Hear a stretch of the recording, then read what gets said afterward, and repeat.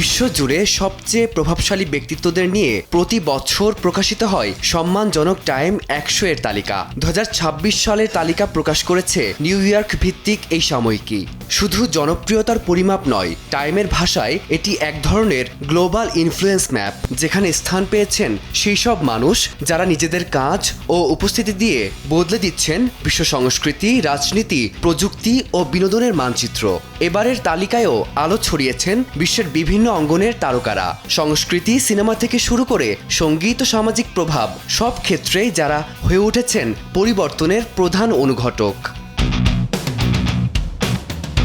Digital যুগের প্রবল স্রোতে সংস্কৃতি ও বিনোদন জগতের মানুষেরাও হয়ে উঠেছেন পরিবর্তনের কারিগর। এবারের তালিকায় আলাদাভাবে নজর কেড়েছে 4 জন, যারা পেয়েছেন বিশেষ আন্তর্জাতিক কভার। হলিউড অভিনেত্রী জয়ী সালদানা, কমেডিয়ান নিকি গ্লেজার, ব্রাজিলিয়ান অভিনেতা ওয়াগনার মোরা এবং সঙ্গীতশিল্পী লুক কমস।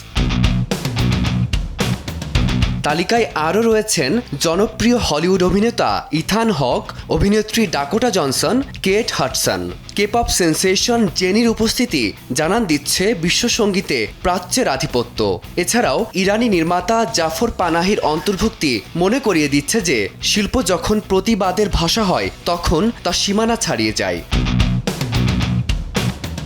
প্রভাবশালীদের তালিকায় একমাত্র ভারতীয় অভিনেতা হিসেবে জ্বলজ্বল করছে রণবীর কাপুরের নাম। স্ত্রী আলিয়ার মুকুটে অবশ্য বছর দুয়েক আগেই স্বীকৃতির পালক জুড়েছিল। স্বামীর সাফল্যে গর্বিত আলিয়া সামাজিক মাধ্যমে রণবীর কাপুরের ছবি দিয়ে লিখেছেন, কি সুন্দর লাগছে তোমাকে। টাইম ম্যাগাজিনের সম্পাদকীয় মতে প্রভাব নির্ধারণের কোনো একক স্কেল নেই। কেউ হয়তো বিশ্বজুড়ে পরিচিত, আবার কেউ নিভৃতে নিজের ক্ষেত্রে গভীর প্রভাব ফেলছেন। সিনেমা, সিরিজ বা সোশ্যাল মিডিয়া, যে মাধ্যমেই হোক না কেন, এই ব্যক্তিত্বরা কেবল পর্দার মুখ নন, বরং তারা সমসাময়িক বাস্তবতার প্রতিনিধি। ফ্যাশন থেকে শুরু করে মানসিক স্বাস্থ্য সচেতনতা, সবখানেই তাদের পদচারণা স্পষ্ট।